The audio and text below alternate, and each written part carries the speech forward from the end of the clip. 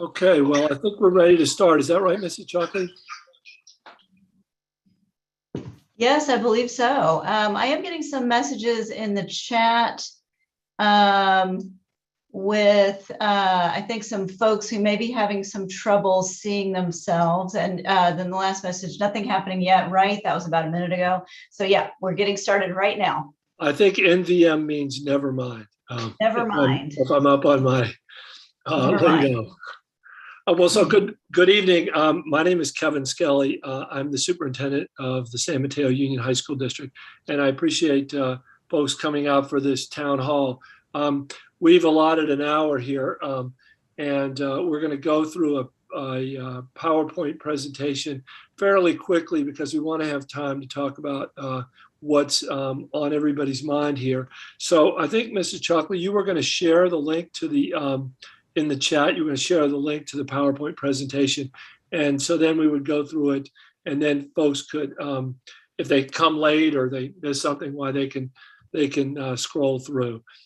We also have the opportunity for folks to send us questions. We had that set up earlier.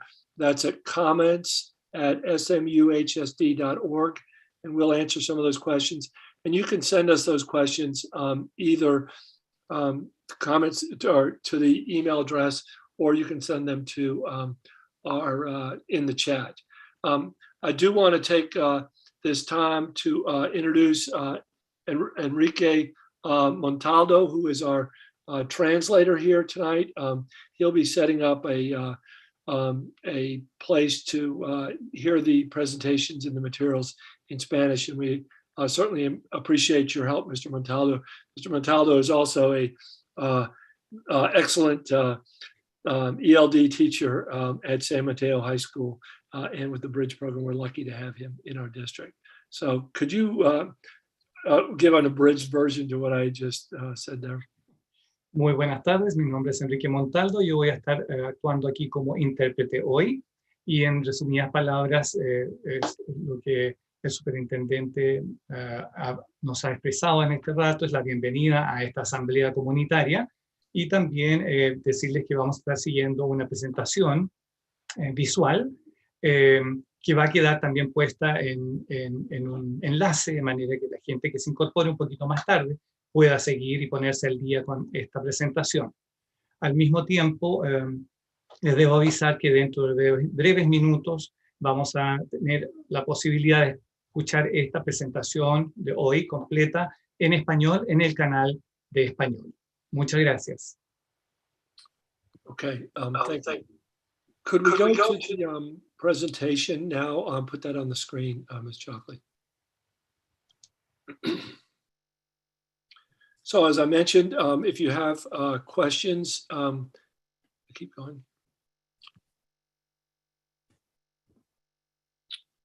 Okay, next slide. Okay, so you have questions, you can put them in the chat or in comments. If you'd like to answer the question yourself, please let us know so we can promote you and you can speak. And if we get to 1,000 people, then I think we go to the YouTube channel. Next, and we will put the Google Doc in the chat, so you can. I think it's already in there, Mr. Horton. Okay, so I'm going to turn this over to Sarah Devaney, who is introduces herself as our health coordinator and all things COVID. I do want to say that I'm really excited about this year. It's been wonderful the past couple of weeks to see more and more students on campus taking advantage of the start of athletics now, and then the enrichment activities that we had, as well as orientation. So with that, I'm going to turn this over to you, Ms. Devaney. Thanks. Hi, everyone. So what are we going to learn about tonight? We have a long list here, so I'm going to briefly read them and then we're going to jump into our slides. So we're going to talk about the guidance. We're going to review what we have here locally, what we have at the state, and then what we have from the CDC. And we're going to talk about how we make that work here at San Mateo Union High School District. And we're going to talk about what's really important is when we're sick this year, we need to stay home, followed by our masking, physical distance requirements that are no longer this year, our vaccine verification process, our opportunities for vaccine clinics on campus and locally. We're going to talk about our plans for COVID testing. We're also going to talk about our case notification and reporting positive cases, as well as quarantine and what it looks like for symptomatic individuals this year as things have changed compared to last year. We'll also talk about lunch and brunch and restroom breaks. We'll talk about in-person instruction or independent study. We'll talk about our cleaning protocols. We're going to talk about sports and extracurriculars, as well as wellness, transportation, and then again, we'll have time for questions and next steps. Next slide, please. So as I mentioned, we have these three main sources of guidance this year. We have our San Mateo County Office of Education, our Pandemic Recovery Framework. If you have not looked at this, it is really in-depth. It answers a lot of your questions and goes into detail about a lot of the topics we have here tonight. This is in coordination with the San Mateo County Health Department, which guides and leads us through every step of the way whenever we have cases, contact tracing, and directing our notification processes. We also have the California Department of Public Health Guidelines. Again, another really rich document with great resources and information, particularly in this document. This year, there's strategies for testing all on its own. So I think that's really important and an opportunity for you to check that out if you're interested in testing. And then we have the CDC guidance, which we've all heard a lot about the last 18 to 20 months, which again, for K-12 gives us lots of great information here. And one thing that all of these guidances have in common is that this year, the goal is that all students must have access to safe and full in-person instruction with as much instructional time as possible. So as you're reading this guidance and listening today, just know that those were the goals as they were developing this guidance with safety and health in mind. Next slide, please. So how do we make that work here in our district? So we're going to talk a little bit later about staying home and the importance of staying home and getting tested when sick. And there's some great resources out there, which we'll have linked here on this document, as well as on the website later, for if you are sick, staying home and getting tested. And then the masking requirements. As you know, San Mateo County has a mandate in place for indoor masking, and that's regardless of vaccination status. The school systems have this in place prior to the mandate, but right now we'll follow the mandate. And then with masking in place, that social distancing, that physical distancing goes away indoors, which is what allows us to have more and all of our students, if wanted, in person this year. And then we have our ventilation, which we know we talked a lot about last year. Our systems are upgraded and meeting or exceeding the recommendations. Cleaning is really important. The guidance this year has changed a little bit, so we're following all of that guidance that aligns with CDC and CDPH and San Mateo County. And then again, food service guidance has changed a bit. And then we always want to maximize that space when eating, as it can be a possible high-risk activity. This year, we will also limit non-essential visitors, volunteers, and activities involving outside organizations. And that's what the guidance currently shares. So we're going to follow that. I'll talk about testing a bit more, but we will have on-site testing available for staff and students. And then we're going to share some of our initial vaccine verification numbers and our process. And then this year, whenever possible, we'll make sure that we have events outside. Next slide, please. So this is really, really important this year. I think we have a culture where we would come to work if we have the sniffles, we'd send kids to birthday parties or to school if they're not feeling well. And this year we really need to take a step back. And if we're sick, we need to stay home. And that's really, really important. We need to change our thinking around that to protect ourselves and others. So you would follow the same process as you would in any other school year. If you're sick, you alert attendance office, or this year you can also alert the health office. An additional way that you can inform us of your student who might be ill is by calling our COVID response line, and that number is listed there. You can leave a message. We have staff who can respond in English or Spanish. You can also email us at Student Health Services. And then I do just want to point out some of the common symptoms of COVID that I think maybe also you might have if you have the flu or you have the common cold. And we really want to pay attention to those. So runny nose, congestion, sore throat, scratchy throat, some of those things that I think, people think, I can just get through that. This year, we really want to pay attention to that and stay home when we're sick.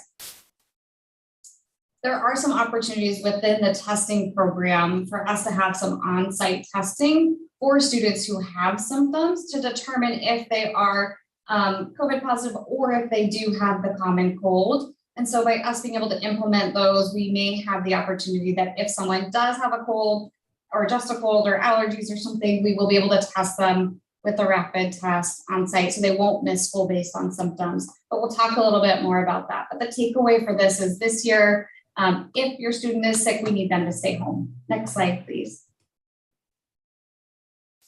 So we talked about masks earlier, that we are currently in a mandate for masks. So we know that this is one of the most effective and simplest safety mitigations. And there are different types of masks that do a different job, right? So we know that 3-ply masks are great. Double masking is great. We want to avoid the gaiters. We want to avoid masks that are not well fitted around your nose and your mouth. Some great resources and images out there, and I think we'll post those as well so you can see what a well-fitted mask is. We will have masks on site if a student breaks or they forget one, but in general, students should show up with a face covering and a well-fitted mask. And then I mentioned earlier that with masks in place, that really removes the barrier for physical distancing. And then the primary transmission for SARS-CoV is primarily through that aerosol or airborne. And the masks really do provide protection for that. All right.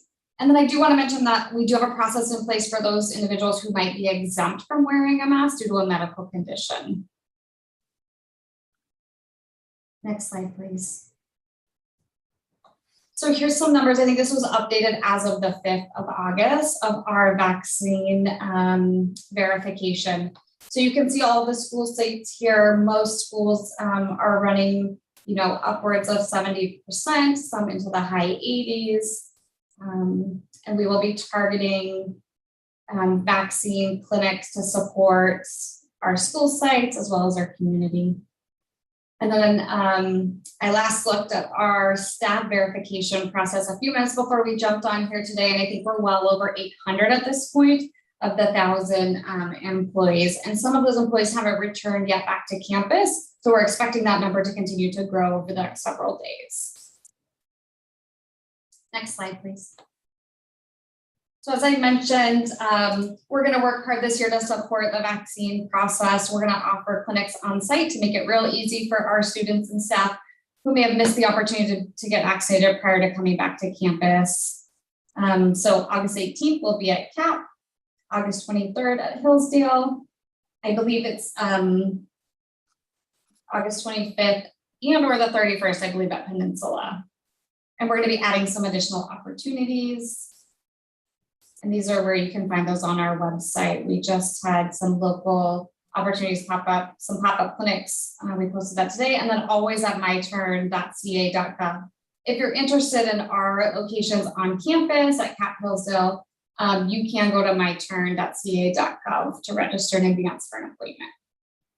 Next slide, please. So we have partnered with the California Department of Public Health and their rapid antigen school testing program. So with this process, we'll have the ability to offer rapid tests on site. They will be self-administered, similar to our testing last year. However, we will have results within 15 to 20 minutes. There will be a pre-registration, a consent only. There will not be a need this year to enter insurance information. This is all taken care of and covered by the California Department of Public Health. If we receive a positive result from the rapid test, we will have to do a follow-up required PCR test, and that result takes a couple days, but that comes with the rapid program. So that gets sent away and then we get results in a couple days. You've heard of the Binax now, over-the-counter rapid test. That's what we're going to be using. We actually received our shipment today. We're really excited. And we're working on, based on our current transmission rates, as well as that, I mentioned the test strategy in place from California Department of Public Health, what our cadence will be here on our campuses. The expectation will be, though, that unvaccinated students and staff will be participating in testing. And we'll be offering that on site. And I will mention there is an opportunity to do some at-home testing. And so once we have the Binex up and running, we'll also engage in that if we're eligible for that, which I believe we are. And I mentioned earlier, if you are sick, we need you to stay home. With some of this rapid testing on site, one of the goals of the testing is to keep kids in school. And so if we can test some of those symptomatic students on site and it turns out that they are not positive, they're able to attend school. And so we're going to want to do that after we have this up and running so that they can't do that. And we'll give you some more information when that program is up and running and how to contact us. Next slide, please. So what happens with our positive cases and our case notification? So you may remember from receiving some of this last year, we have a similar process in place for this year. So positive cases, as a reminder, are never identified by name or other identifying information when there is an exposure and notifications are sent. And then we will communicate with families and students when we learn of a confirmed positive case in the school. And you can opt in to that communication via Parent Square. You can opt for email or text. So we might suggest that you check your settings within Parent Square to make sure that you are receiving the type of notification that you prefer, whether it's email or text. And then during that notification process, we give families direction based on the level of exposure. And then this year, there's the added layer of vaccination status. So the information you receive and the guidance you receive will be based on vaccine status as well as level of exposure. So it will be a little bit different this year. Next slide, please. So what happens when there's a positive case? If you're at home listening and you have a positive household case or student case, you're going to want to report that as you normally would an illness. So you're going to report that to the health office or to the attendance office. And then when we get that information, that's when we get busy confirming details, identifying possible contacts from the case. And then this year we have guidance for vaccinated students and we have guidance for unvaccinated students based on contact with a positive case. So for those vaccinated students, the guidance is simple. Students who are not experiencing symptoms are cleared to attend school. They're cleared to attend extracurricular activities and they're not required to quarantine. However, if you have an unvaccinated student, there is modified quarantine guidance for your students. And this is, it is broken down into if you are masked or unmasked during the exposure. So if the student is unmasked or one of the students is unmasked during the exposure, then there is a required 7-day quarantine. And we have to do testing at the 5th day for them to return on the 7th day. If you opt not to test, that it's a 10-day quarantine. And if both students are masked, then there's testing required twice within 10 days. But as long as the student is not symptomatic, so no symptoms, they can continue attending school. So it's a little complex. I don't expect people to understand this right now. We're also getting the hang of it and updating our notification forms. But if you have any questions, we'll walk you through this process. Feel free to reach out. So again, this is what happens when there's a positive case. Next slide, please. Hand it over to Ms. Chapley. Okay, so we'll talk a little bit about what lunch and brunch breaks will look like. First of all, I want to say that we are so thrilled in our district that we will be able to provide free meals before school, during brunch and lunch to all students, regardless of income level. So we're really thrilled about that. This year, students will eat in designated outdoor areas and they'll be encouraged to maximize physical space to the extent possible while they're eating. And then food will be served in a manner that limits physical contact and then again maximizes that physical distancing. Next slide, please. So I'm going to talk a little bit about independent study. Hopefully by now you've gotten 1 or 2 messages from the superintendent that included information about AB 130. But AB 130 calls for new independent study guidelines this school year, which provide individualized study for students whose health could be at risk and by receiving in-person instruction as determined by their parent or guardian. Our independent study courses are conducted through Edgenuity, and if you're interested in this option, I would suggest that you please reach out to your school's, your student's counselor at school. Next slide, please. And I think I'm handing it back to Ms. Devaney for this one. All right, so our cleaning protocols are similar to last year. We're just following the updated CDC and CDPH and San Mateo County guidance. So all of the high touch points, cleaning will happen daily. If there is a sick or ill person, that cleaning happens and disinfecting happens within the 24-hour mark. And then just to remind, hand sanitizer will be available in all rooms, and students will be encouraged to do good hand hygiene, either with sanitizer or with hand washing. And I think the schedule reflects longer passing periods to allow time for this as well. Next slide. We touched on ventilation earlier. Our systems have been upgraded. So we'll leave that there. And then I think one of the things to point out this year that's different from last year in terms of the guidance is here in California, we sometimes have poor air quality, and the guidance does give us specific information that speaks to that. So we know this year, if there is poor air quality due to fire season, we have the guidance related to our systems on how best to keep ventilation and airflow safe. Next slide. So sports and extracurriculars, I think Dr. Skelly mentioned we're often running with this in some ways. In other ways, we have a little bit of a pause. CDPH will be providing additional guidance for supervised settings, both for youth and school-age children.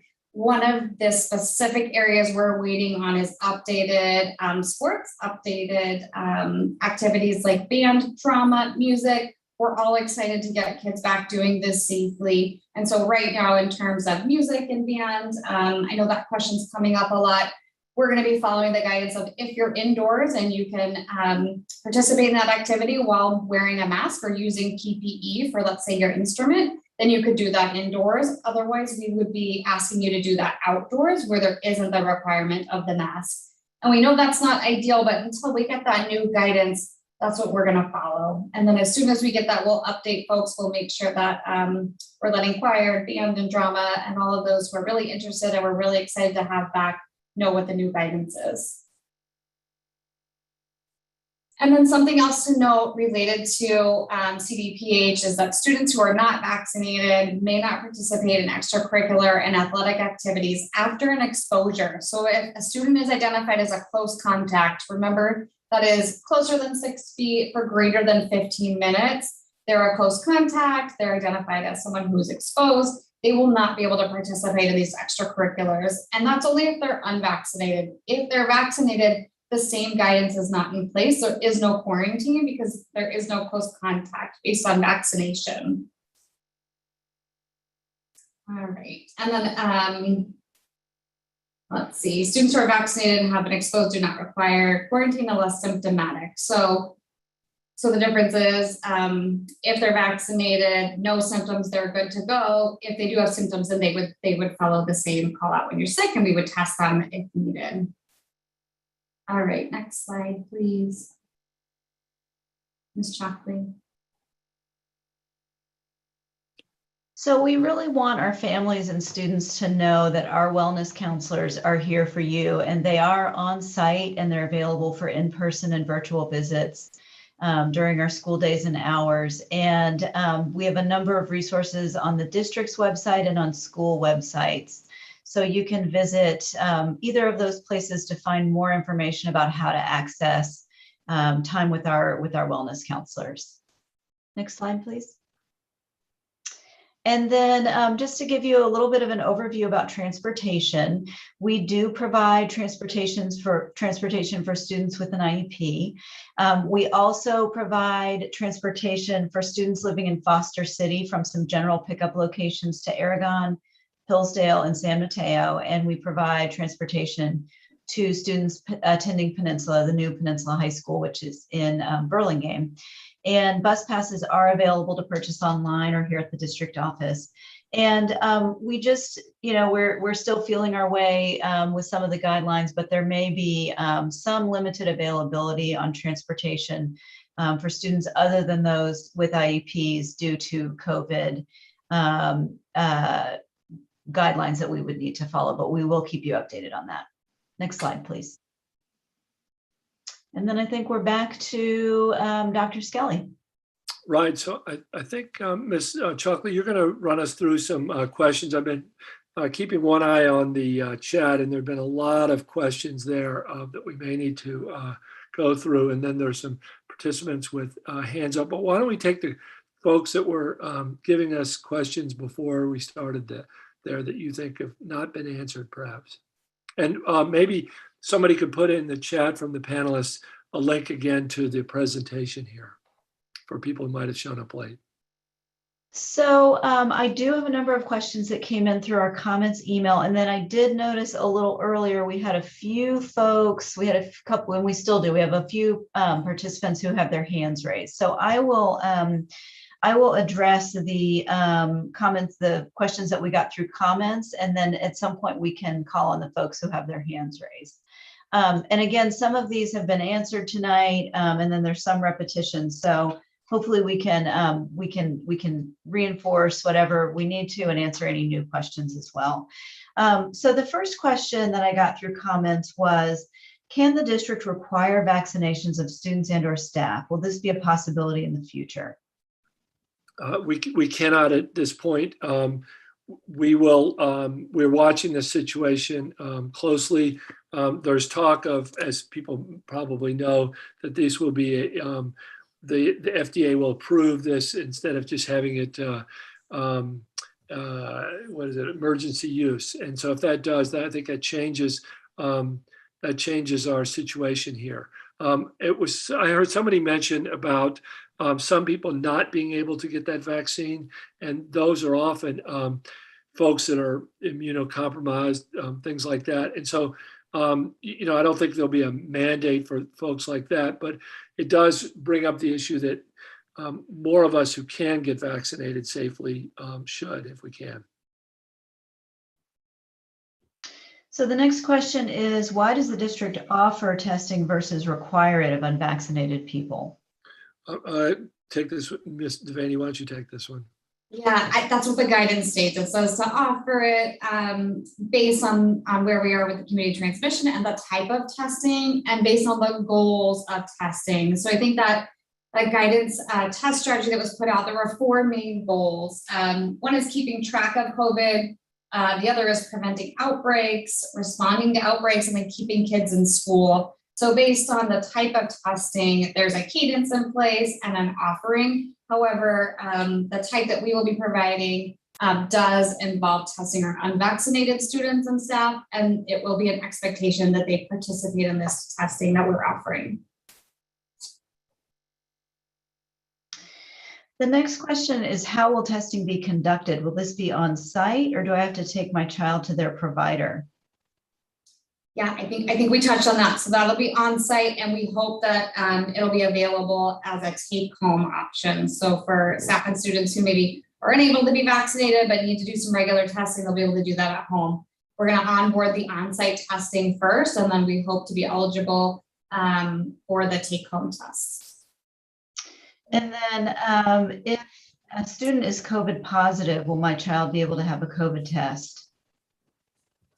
So if there's a positive case in the school, will there be testing available for students who are have close contacts? Yeah, so I think that so anytime there is a case, when we do that contact tracing, we're determining the level of exposure. Based on level of exposure, identified students will be eligible to test, and we'll just follow that criteria as well as the guidance from San Mateo County Health Department, which every time there's a positive case, we work directly with them and they guide us on that. So it'll be based on level of exposure and contact. So can you reiterate exactly how contact tracing is conducted and how soon does the school community learn about a positive case? Yeah, so we have some requirements in place on our end. We are required to notify within 24 hours. We typically are able to notify within 12, depending on the circumstances, if we're able to get all the information. So once we hear about a case, we first confirm the case. We make sure that we're making contact, learning about it, asking the questions that we need to be able to report back to the health department. And then once we're able to confirm the case, we get all that information, if they're symptomatic, if they're not, if they're vaccinated, if they're not. Once we reach out to the health department, we circle back and we start our interviewing and investigating process to identify those students or staff that might have been in contact with the student. We use our scheduling system. We're going to use seating charts, rosters if they're a part of a club or extracurricular activities. And then once we understand the level of exposure and all the parties involved, we go back to the health department and they really guide based on the circumstances. What did a practice look like? What did a rehearsal look like? Were they masked? Were they unmasked? A lot of the information is unique to the specific case. And then we get guidance and then we issue notification based on that investigating. So within 24 hours, notifications go out. Typically, there's a general notification. Hey, there was a COVID case on campus.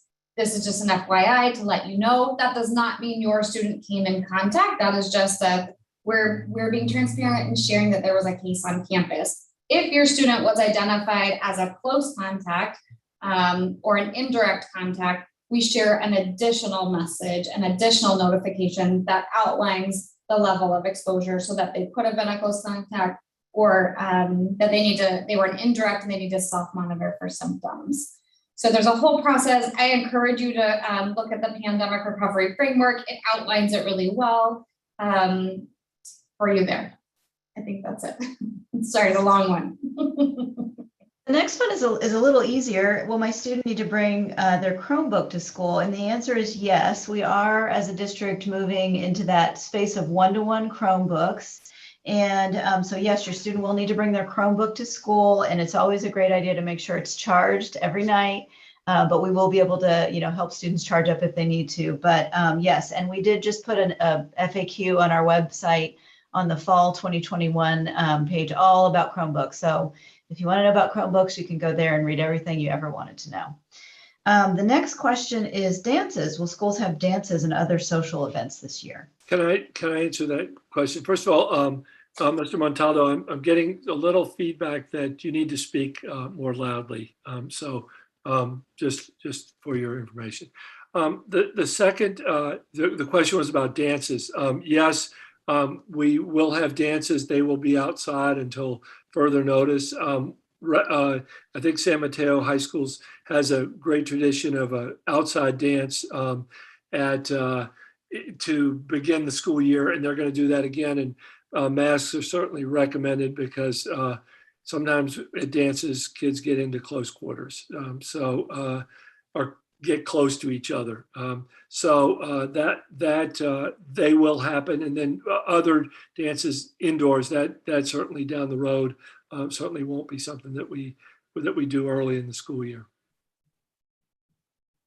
Next question is and I saw a similar question in the chat, so we may be hitting both questions. With all the Zoom technology in place and a focus on not having students at school with cold COVID symptoms, will classes be offered via Zoom for those who are not able to be at school but feel well enough to attend class? If no, how will teachers be supporting students who have to miss more classes with COVID restrictions? Will teachers be expected to provide all opportunities for students to make up work later? The answer to makeup is easy. Yes. We had a really difficult time rooming and Zooming last year. That was not satisfactory. Many folks it didn't work for the students inside or outside. I think for the beginning of the year, you're going to see a situation in which instruction is going to happen in person. Now, as time goes on, we will, I think, change, adopt, make some differences. I think our kids are anxious to get back, and there won't be a lot of kids who do that.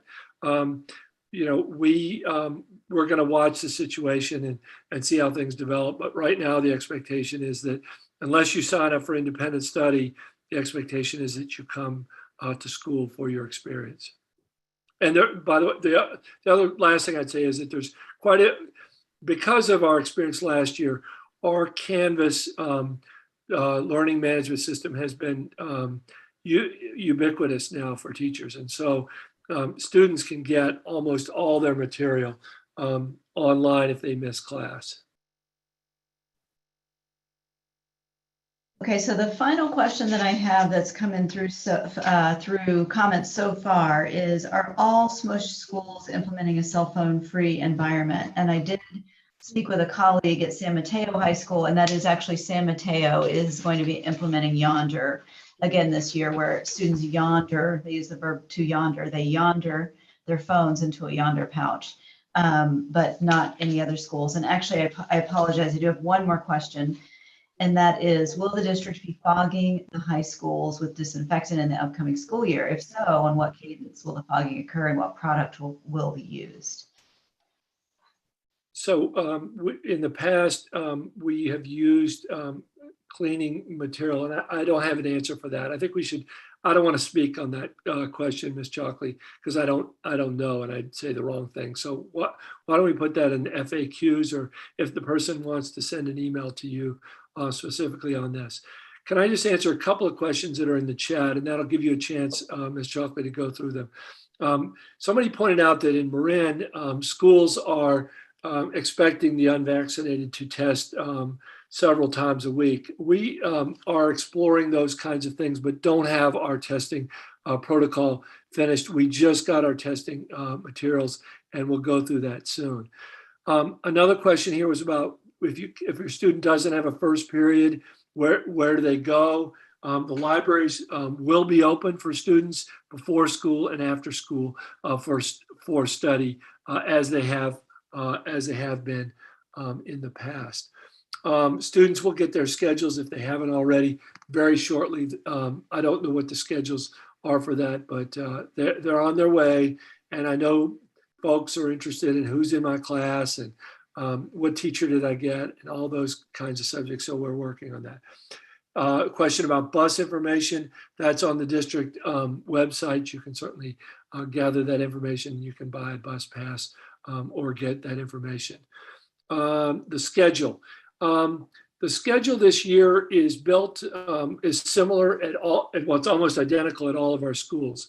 And so we have a 1 through 7 schedule on Mondays, and then I think it's even numbers. I'm going to say this wrong. I think it's odd days are Tuesdays and Thursdays, and then even days are periods 2, 4, and 6, and they're on Wednesdays and Fridays. This means that your students should see their teachers 3 times a week. There'll be tutorial time, other times for students to have them. In terms of, do students need to bring their laptops or Chromebooks to school every day now that they're off Zoom? Well, a lot of the material that teachers expect will be on Chromebooks, not all, of course, but they're still probably going to be used more this year after our experience. It pertains only to students, the information on the presentation in terms of vaccination percentages. We think that the vast majority of our staff, I think Ms. Devaney, you mentioned that about 80% of the respondents have said they've been vaccinated. And I know, like all of our surveys, they come in later, and we hope to have that updated certainly by the board meeting on Thursday night.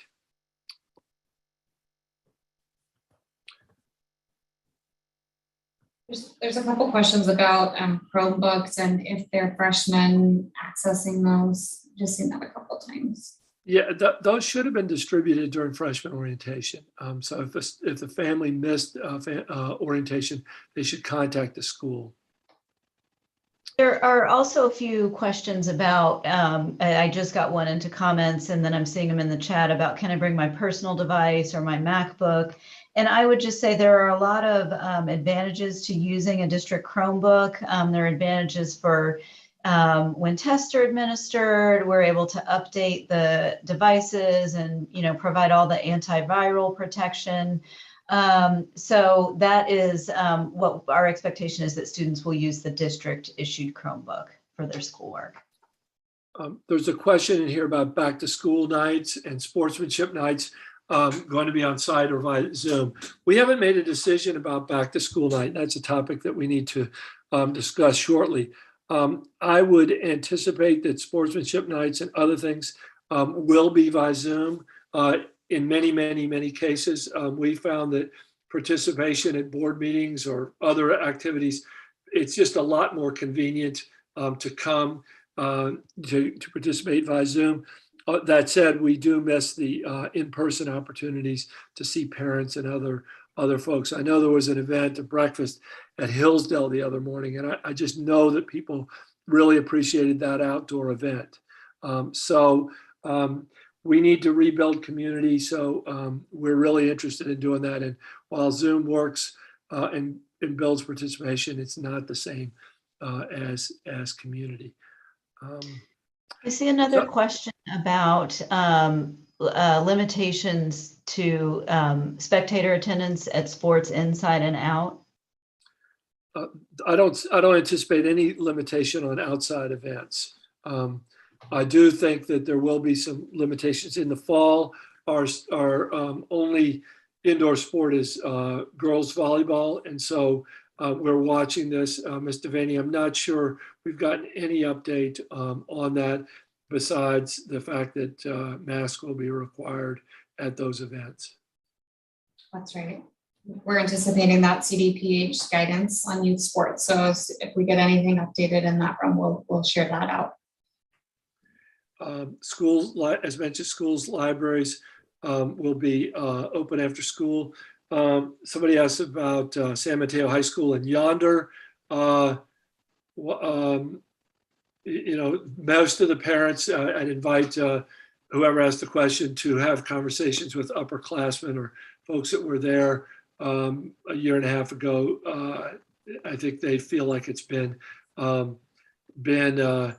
a success to have kids off Yonder, which is something that if you're not familiar with, I'll ask you to do a Google search.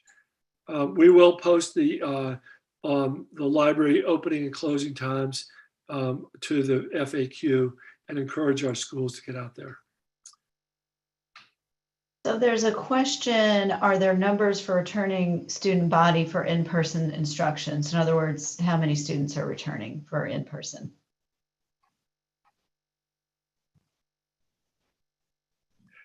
We're having almost everybody back. I think our numbers we have a district of 9,000 students, and the last number I heard was about 31 students were doing independent study, which is slightly above what used to be a normal year. And there's a question, what is Parent Square? Parent Square is our new platform for communication. So it's we still use Aries communication. However, the platform used to be SignalKit, and now it's Parent Square. So hopefully that is relatively seamless for families, and you don't notice much of a difference other than the messages looking a little nicer. But that's what Parent Square is. I added the link to access it. You can download it from the district website, and I'll add it again so it's at the top part of the chat for you. Thank you. That's great. Thank you.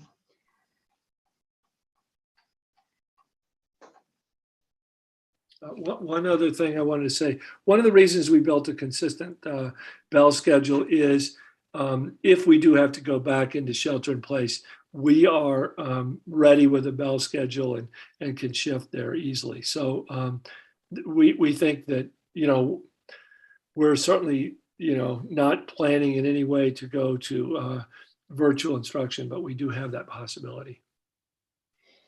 There's a question about masking required indoors for band practice. Students have to unmask to play instruments. How is the school going to handle that to minimize possible exposure?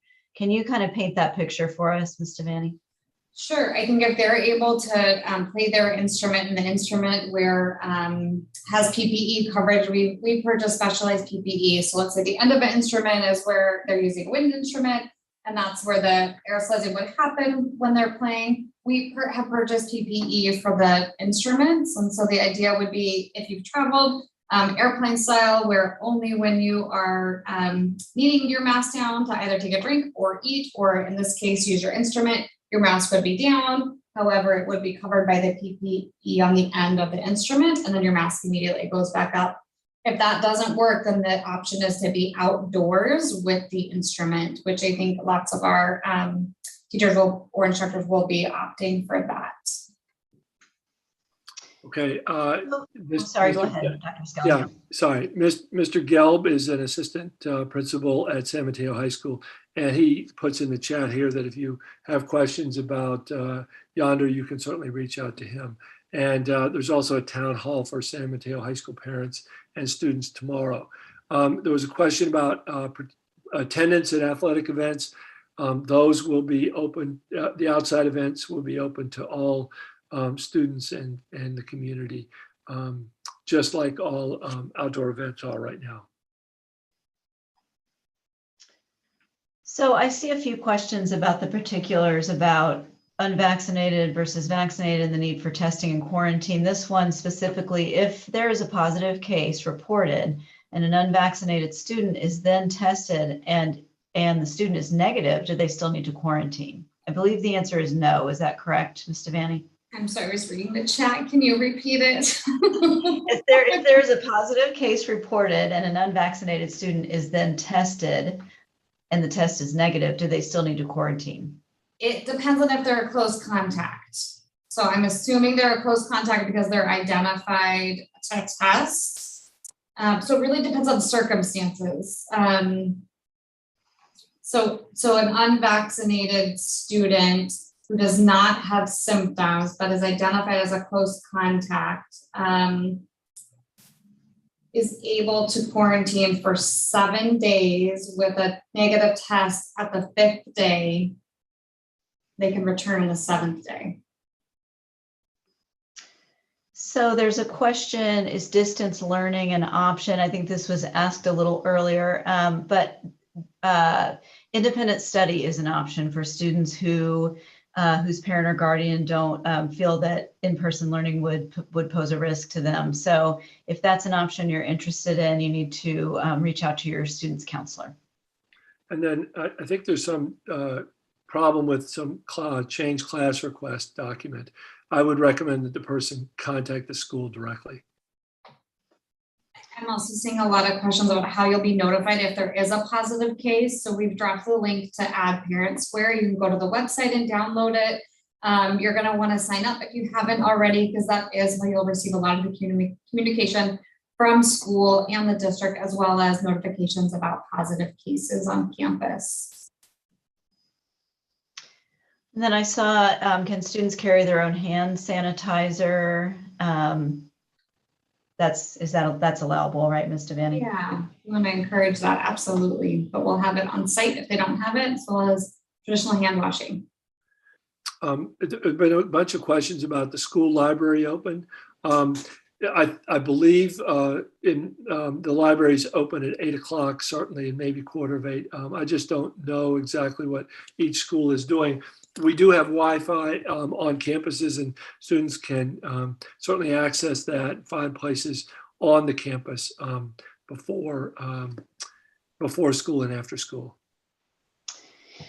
Can students bring their own lunch? Yes, absolutely.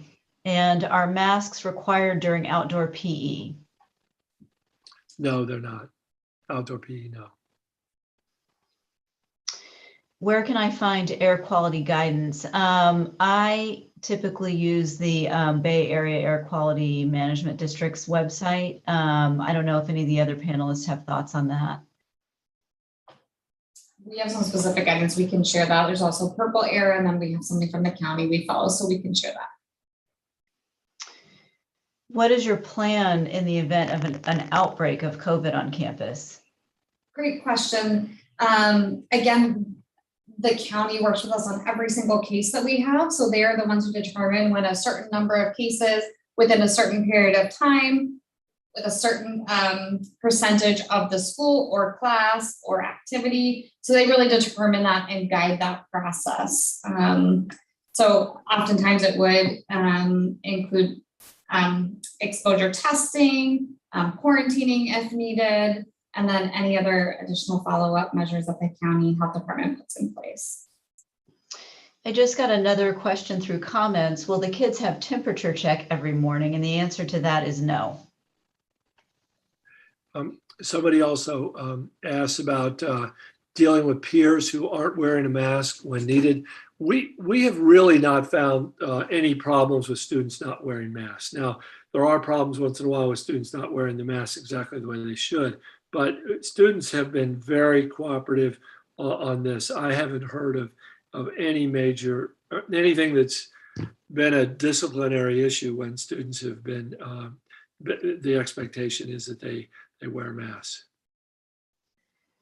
There's a question unrelated to COVID, but what if students have food allergies? Will you have very clear allergy-free lunches? I think that's a food services question. I'm not sure on that. Dr. Sully, do you know? No, I don't. That's a good question. I don't have an answer for it. I will get an answer and we can post it. We can post that on our website. And thanks for the question. And somebody else asked about, do you have to eat the cafeteria food? No, you can bring your own food if you would like. There's a question, are there any transportation services from students living in Foster City to Burlingame High? No, I don't, unless they're public transportation issues or electric scooters or something like that that folks want to get. Are you able to share the approximate percentage of incoming freshmen who are vaccinated? I can't tell you that off the tip of my tongue, but that might be something that we're able to calculate. Yeah, I would be surprised if it's different in any measurable way from other grade levels. There was a question here, were there any cases of COVID exposures or cases during the summer enrichment opportunities? Ms. Devaney, do you know anything about that? We did. We had one in summer school and one in enrichment, but no spread within those cases. So it means we had one case, separate times, separate schools, I believe. How do you get more information regarding transportation for my child with an IEP? I would suggest that you call the special education department and they can certainly help you out with that.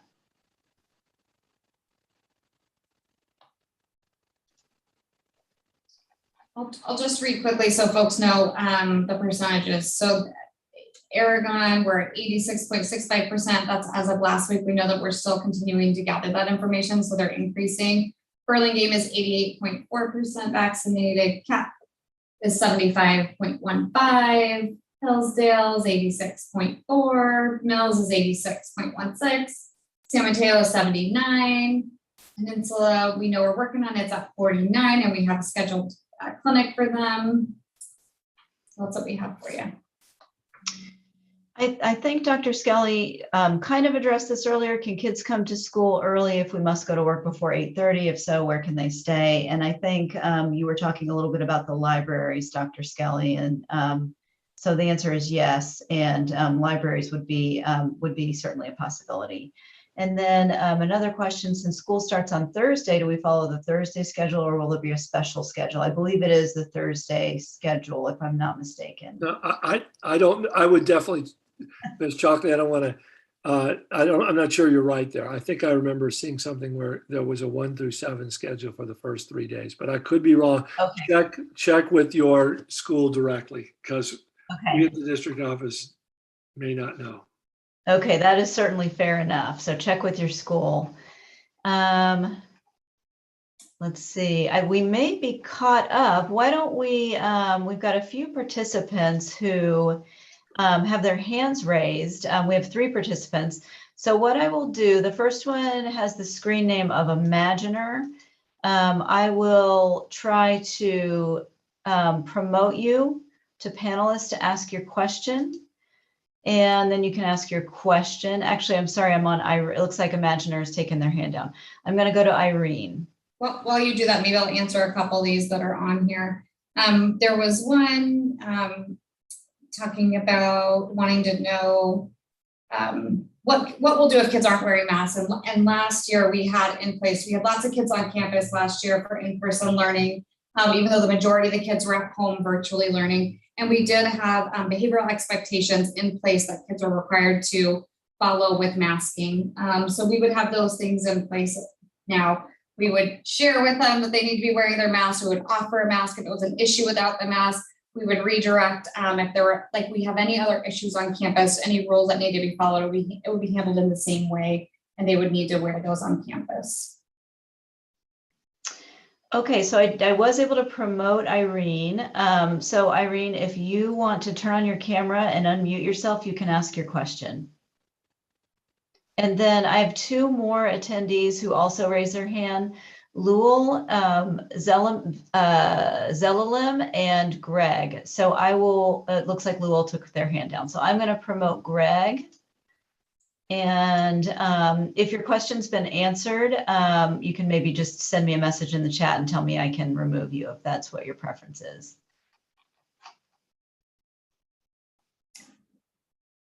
In general, masking indoors is required. So locker rooms indoors, they'd be required, but outdoors for a class, not required. I just wanted to bring attention to the Zoom chat. There's a large number of unanswered questions there.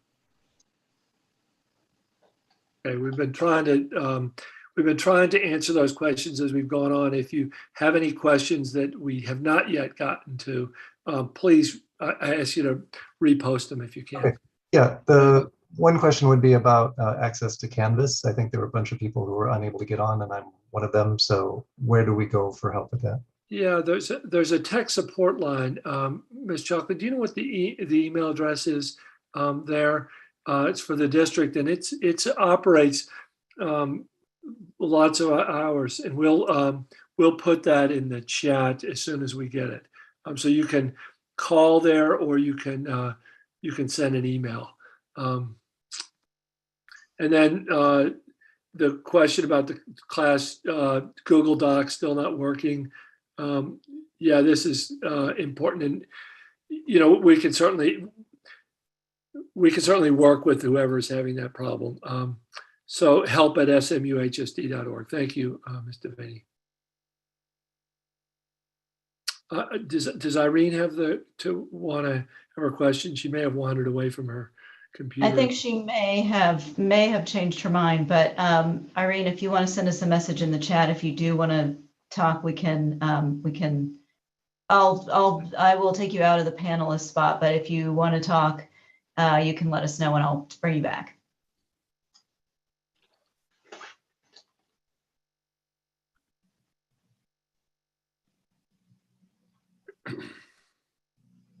I just added the Canvas link that I believe luckily to one of our family engagement coordinators shared. You can access information on how to access Canvas right there. So I think there are a lot of questions about technology, using your own device, bring your own device. And I know people are fairly passionate about this. I would ask that you take that issue up on your campus as well. It may be that the teachers have some particular reason to have it, but we try to make it as easy as we can. So.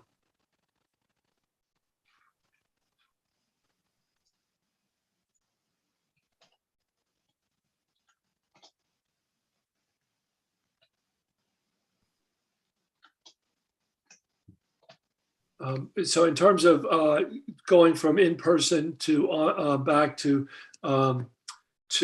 independent study, that would be something for you to take up with your counselor when that comes up.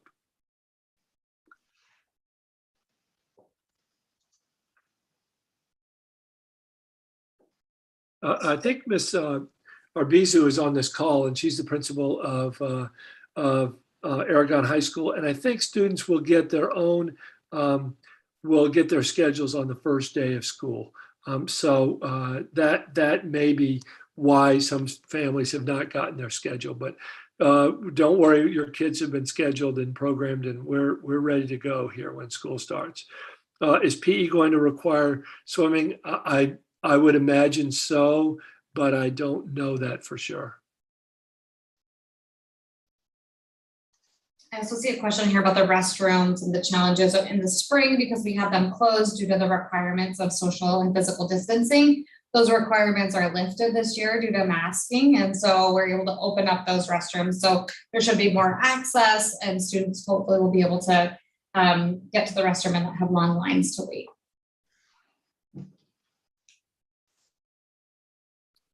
So are masks required outdoors during passing periods, i.e. between classes? If they're passing indoors. Right. Some of the campuses have indoor like hallways, some are outdoors directly onto, a center area. So if it's outdoors, they can remove their mask. If it's indoors, they would be required to wear it. And if they don't have to take it off, if they're more comfortable with it on, I see a lot of people around the district and around the campuses that even when they're outdoors, they're still wearing their mask. And so that's also allowed, and students should do what they feel comfortable doing when they're outdoors. And we would support and encourage that. Are you sending Google Sheet to change classes/schedule?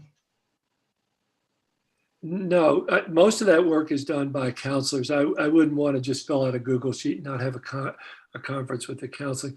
Ms. Arbizu, once again, is on here, and she mentions that the schedules were distributed during orientation and Jumpstart. So if you didn't, you may want to show up just a few minutes early for school. And once again, we really need that data confirmation information. If you're on this call and you haven't completed that information, that's why we don't have full data on students who've been vaccinated and the like, and it's emergency numbers, all those pieces. You won't be able to go to class until you've taken care of that. So please make that a priority. It makes the start of the year so much smoother. We have a hand up, Ms. Shockley. Okay, I will promote this person to panelist. And then I think we said we would be 6:30 to 7:30. I know we're past then. If you want to leave us, we won't be offended. This isn't sort of like walking out on a meeting in person. So if you have to go, or your kids need feeding or whatever, you can certainly leave. And we appreciate your attendance here. Hi. Okay, so fire away. So my first question is, how many days can we be absent for personal reasons? Typically, there's an absence number of 15 days in a school year. Oh, okay. Oh, in a semester, excuse me. Oh, in a semester. Okay. And another question is, can we bring our personal laptops instead of the school Chromebooks? I think I would take that up with the school directly and your teachers. I would imagine that unless there's something particular going on, teachers are fine with whatever device works well for kids. We feel an obligation to provide everybody with a Chromebook, but we're not, we're not the device police either. So that would be my answer. All right, that's it. Thank you. Good luck this year. Thank you. So here's a question for Ms. Devaney. Where do we update the record if the student is vaccinated after we complete data confirmation? Yeah, absolutely. You can share that with your health office. You can email us to Student Health Services at SMUSH. You can, if you're participating in athletics, you can share that with your athletic trainer. We'll take it any way you want to share that. We want to know who's vaccinated and help support our community. Then there's a school-specific question. I think PE equipment, swim trunks available to be purchased with school logo. So I would work with your school directly on that. And then a question about who should we contact to change classes if we've not been able to connect with our counselor? I think I would let the assistant principal in charge of counseling know. I know folks are working hard. Today there was no opportunity for any staff to really get back to folks on those issues. So I would expect those things to happen tomorrow and certainly by Wednesday. For students needing to be in the library for first period, will there be sufficient staff to Yes, oversee? there will. Okay. And then someone asked a question about, hey, I came in late, and we will post the YouTube recording online on our website. So you'll be able to watch the recording from the beginning if you wish. I'm seeing a comment here from Anne regarding missing school and not having a Zoom option, and making sure students are kept up to speed and have ample opportunity because they're missing instructions, so they would come to school while they were ill. So this is great feedback for us, and we'll make sure that we share this and work with our staff to support the students who do need to stay home because they're ill. So thanks for sharing this. I think you'll find our teachers are enormously accommodating when kids are sick, and I think we'll continue to do that, even more so now. Mm-hmm. And so somebody asked, we continue to, the Delta variant. Can we simply we can post this in the protocols for positive cases. I can just say that Ms. Devaney works these issues really hard, and we have the staff to do this. And if your student is exposed to somebody who has COVID, you will hear that. And then Gil's asked, Ms. Devaney, I just want to tell you that I'm right on this one, that they are going to use the 7-period day, Thursday and Friday at almost all of our schools. So I'm not often right. Wrong, and I will 100% own that. Okay. What do ninth graders need to bring on the first day? I think that's another question for the particular schools. A mask for sure, and that whatever materials they've gotten checked out, and then I won't be surprised if the canvas for folks is updated, and their smile and their enthusiasm and their goodwill towards their fellow students and a compassion for each other. They're going to need to bring a good night's sleep. The first few days of school, as we all remember, maybe not so much during COVID times, but it's just an absolutely exhausting time for teachers, for students. It's emotional. It's going to be really emotional this year. The energy is going to be really positive. I'm just convinced, if my experience with parents and students in person, that they are really anxious to get back, and we're really anxious to have them back. So it's really an exciting time. It feels like, I don't know, Christmas when I was young or something. So let's go back and stop editorials. There's a couple of questions here. There's a couple about, if I have Aries, do I still need Parent Square? And yes, we do. Parent Square is our communication tool for parents. So we've added that link a couple times. And then if you have Parent Square, do you need Canvas? So these are all different tools. Canvas, our students use Canvas. There's also a parent login. We'll repost those at the top of the chat as well. And then the bell schedule during teacher collaboration. Students are expected to go to what extracurricular activities will start early those days, and you can expect that. So we'll go from there.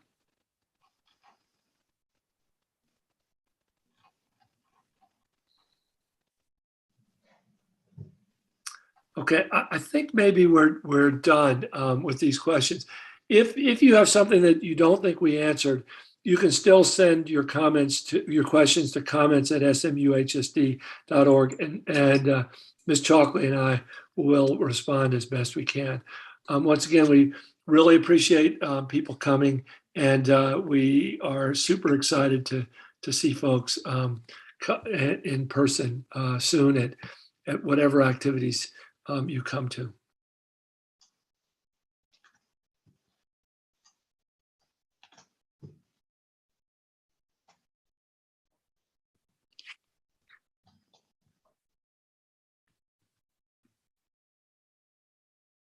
Okay, so I think that's a wrap. Would you like me to end the meeting, Dr. Skelly? I think we should, yeah. Okay, thanks, everybody. Thanks so much for coming. Bye. Have a great night.